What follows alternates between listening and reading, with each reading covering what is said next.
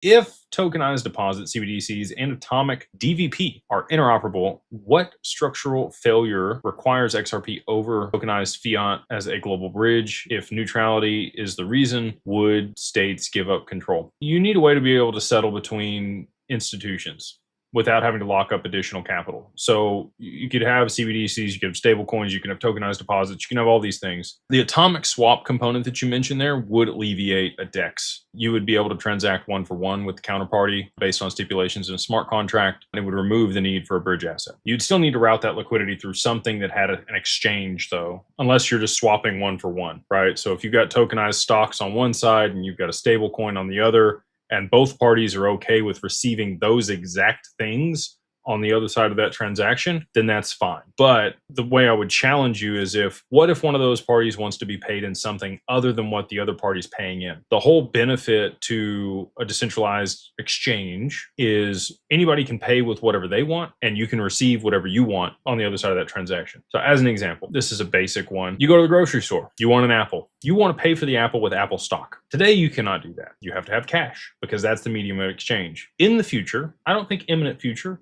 but next couple years, I think you will be able to pay for that apple with your Apple stock. I think it'll be tokenized. I think it'll be in your wallet. I think that you'll have access to it, and you will be able to exchange that Apple stock for that apple. And the merchant will receive whatever they want on the other side of that transaction. Maybe they want tokenized gold. They don't want Apple stock. They want dollars. They want Brazilian real. They want a different currency. They want silver. Any of those things would be available for them to receive that payment in versus the Apple stock that you wanted to pay with. And that's the beauty of a decentralized neutral bridge asset, to be able to exchange all this value and route that liquidity and easily swap between what the different counterparties want. So you need all these tokenized assets. You need liquidity to move onto these networks. I mean, you make a really good point with tokenized deposits, CBDCs, and all the other. But the atomic swap only works if both counterparties want to receive the exact item that's been escrowed to be swapped. If they want something different on the other side of that exchange, that's where a neutral bridge asset would play a significant role.